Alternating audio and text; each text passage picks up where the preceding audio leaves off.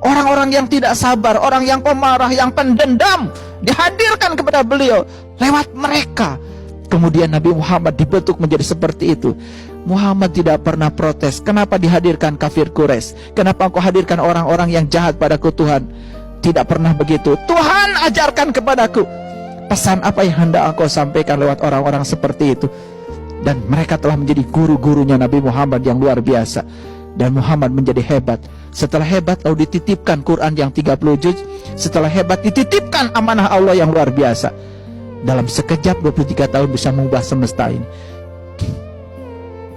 Pernah kita berpikir bagaimana 30 juz itu diterima? Mungkin kita hanya percaya sama orang-orang yang omong kosong, seakan-akan Allah itu ya bicara gitu. Kalau Allah bicara berarti Allah punya mulut, bukan Allah lagi. Bagaimana mekanisme Nabi Muhammad menerima wahyu? Saya lebih sepakat dengan orang-orang bijak yang mengatakan wahyu adalah getaran-getaran ilahi. Yes. Bagaimana cara Nabi Muhammad menerima wahyu? Ya tentu saja beliau menselaraskan diri dengan frekuensinya Allah. Saat frekuensinya sama, terjadi proses resonansi. Sama seperti radio kita. Ketika radio kita di rumah di tune in, frekuensinya disamakan dengan transmitter, dengan pemancar, maka semua siaran yang di sana kan bisa kita terima.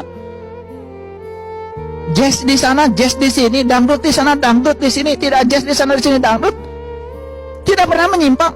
Semua terkuantisasi frekuensinya.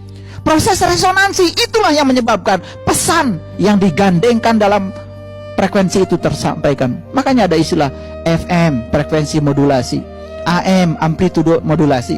Yang dimodulasi frekuensi dan amplitudo. Tapi intinya saat dimodulasi, berarti dalam gelombang itu ada pesan yang disampaikan. Sekarang saya tanya, apakah Allah sekarang tidak siaran? Allah siaran setiap saat, la ta'khudhuhu sinnatun wa la naum.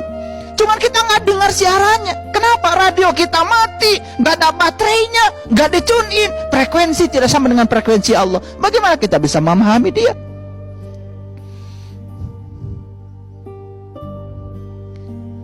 Muhammad itu hebat karena dirinya yang menghebatkan, bukan karena Allah memfasilitasi. Saat Muhammad ingin dihebatkan, dia memfasilitasi. Kita pun akan menjadi hebat kalau kita mau hebat, dihebatkan oleh Allah. Jadi Allah tuh gak pernah pilih kasih. Allah tidak memilih ini dipilih jadi siapa, ini dipilih jadi siapa. Tidak. Allah itu mengatakan, Kul innama ana basyarum mislukum. Hai Muhammad, katakanlah olehmu, sesungguhnya Anda manusia biasa seperti yang lain. Itu diulang-ulang di banyak ayat di Quran. Hai Muhammad, sesungguhnya Anda manusia biasa seperti yang lain. Pesan apa dari Allah? Apa yang dicapai Muhammad bisa dicapai siapapun kalau kita mengikuti jejak dan langkahnya. Lalu Allah ngasih pesan di Quran, laqad kana lakum fi Rasulillah uswatun hasanah. Mana uswatun hasanahnya Rasul? Liman kana yarjullah, cara mencapai Allah. Begitu kita mencapai Allah, wal yaumal akhir, besok lusa hari kemudian, wa zakarallaha katsira, baru kita bisa ingat Allah banyak-banyak. Ini baru 2, baru 3. Kita mengaku mengenal Allah tetapi tidak menunaikan hak-haknya. Kita sering baca Quran tapi tidak mengerti pesan-pesannya. Tadi saya menyampaikan beberapa ayat mutasabihat, mohon maaf, mungkin bingung. Saya juga pernah mengalami kebingungan bertahun-tahun, bahkan belasan tahun. Saya belajar bahasa Arab gak ngerti. Saya belajar kamus bahasa Arab gak ngerti. Ternyata begitu diterjemahkan pakai bahasa kamus malah semakin gak ngerti.